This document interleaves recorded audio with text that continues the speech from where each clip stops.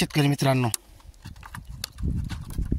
8-10 दिवसापूर्वी आपण याच्यामध्ये लिक्विड म्हणजे केळीचे जे लिक्विड फर्टिलायझर आहे ते तयार केलेलं होतं. पण याच्यानंतर आपण याच्यामध्ये परिवर्तन अगोदर केळी टाकलेली होती. त्याच्यानंतर आपण याच्यामध्ये अति स्ट्रॉंग करण्यासाठी जे गाईचे शेण, आपले सर्व जाडमीठ, सर्व पिठांचं, सर्व कडधान्यांचे पिठे, हे सर्व यामध्ये कोंबडी खत, गाईचे शेण, बकड्यांच्या लेंड्या, हे सर्व काही टाकलेलं आहे. आणि हे ज्या कालच टाकलेलं होतं आपण, काल टाकल्यानंतर त्याला जो उबाडा येत होता, चांगला जो उबाडा आलेला होता म्हणजे सकाळी, त्याच्यानंतर जे होणं चालू झालेलं आहे ते खतरनाक तयार होत आहे. तर शेतकरी मित्रांनो, हे आता जे लिक्विड फर्टिलायझर म्हणून आता याला जीवामृत नाव देता येणार नाही, कारण याच्यामध्ये आपण वेगवेगळे सर्व काही वेगळं दिलेलं आहे.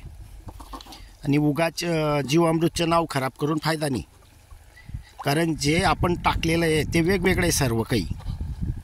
तर शेतकरी मित्रांनो, आपण याच्यामध्ये जे टाकलेलं आहे त्याच्यामुळे याचा जो रिलॅक्सेशन आहे हे जबर तयार होत आहे. हे सर्व काही आपण SR कल्चरमध्ये बनवलेलं आहे, हे सर्वात महत्त्वाचे आहे. तर त्याच्यामुळे याचे जो स्ट्रॉंगपणा आहे तो भरपूर आहे. आणि जसं आपण सर्व न्यूट्रिशनयुक्त जीवामृतचा रिझल्ट बघितला, तर आता आपण अतिथं मक्का लागवड करायची आहे. तर इथेही आपण स्पेशल 2 एकरसाठी 2 बॅरल भरलेले येते. आपण याला बेड पाडल्यानंतर याच्यावर शिंपडून देणार आहेत. हे सर्व न्यूट्रिशनयुक्त फर्टिलायझर बी बोलायला अडचण येणार नाही, कारण याच्यामध्ये सर्व काही आपण ऑलरेडी टाकलेलं आहे. याच्यामध्ये आपण अजून जे आपला पालापाचोळा असतो सर्व काही ऑल इन वन बनवलेलं हे पण टाकलेलं आहे. याच्यात आपण फक्त गोमूत्र टाकलेलं नाही आहे, कारण भरपूर शेतकऱ्यांकडे गोमूत्र नसतं. त्याच्यामुळे तो एक मोठा प्रश्न पडतो की बा मला गोमूत्र नाही आहे. तरी गोमूत्र नसल्यावर सुद्धा किती हे बनता येते. आणि विशेष म्हणजे वास पण एक बेस्ट आहे. याचे जेव्हा रिझल्ट भेटतील तेव्हाही आपल्याला कळेल. पण अजून आपल्याकडे जे काही आपल्या घरामध्ये आहे, जे आपण फळावर खातो, भाजीपाला खातो, ते पण याच्यात टाकू शकतात आपण.